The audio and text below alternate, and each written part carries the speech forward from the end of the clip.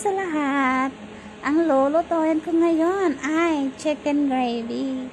So, hindi talaga mawawala ang ahos, bombay, kamatis, chili, loya, coriander, and oil.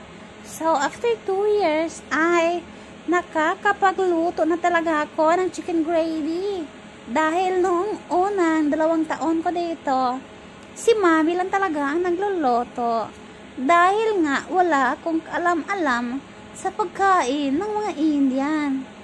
Ay kung paano ito lutuin. Ang alam ko lang ay ang kumain.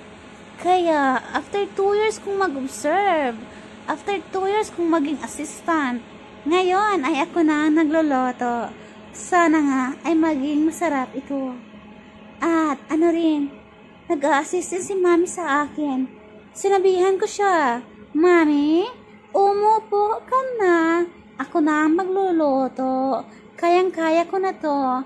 Pero iba talaga si Mami. Palagi talaga kong ina-assess. Nung sabi niya, ito, masala. Piniprepare ko na. So yun nga, umuupo ako.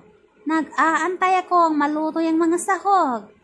Kaya, ito na, ipapakita ko sa inyo ang manok. Wala na yung skin. Fair skin na yan. Nilulunod na nga ni Mami. Talagang iba talaga ang aking mother-in-law. Palagi talaga niya akong ina-assess. Gusto ko nga sanang ako lang talaga ang magluluto. Nang walang assist-assist para malalaman ko kung talagang marunong na ako. Pero iba talaga si Mami. Tinutulungan niya ako palagi. So, okay, for the go. So, ito na. Kamay yan ni Mami. Hindi ko yan kamay. Siya na talaga yung nag-mix-mix. Sabi niya, napakaraming tubig ang iyang nilagay. So, wala na akong magagawa dahil nami-mix ko na. So, talagang tatanggapin ko na lang na ito na talaga yung aking naluto na napakaraming tubig. So, yun. Ang lasaw-lasaw niya. Ano yung Tagalog sa lasaw? Hindi ko alam. So, kayo na ang maintindihan. Tulungan niyo na lang ako. At saka, ito na ang kanin. May pa-1 cup pa ako. Pero, ang reality niyan, napakarami kong kinakain. So, ito na nga. Kinuha ko talaga yung isang paa ng manok. Dahil, ipapakita ko sa inyo kung paano. At, ganito ko, dinidisenyo ang aking pagkain. Para lang maging presentable at magustuhan niya ang aking video. So, ito na siya. Puti na bombay. Bombay na puti at coriander ang aking linalagay na toppings para magmukhang maganda at magmukhang masarap. Ito na nga yung chapati. So, hindi talaga ako fan ng chapati.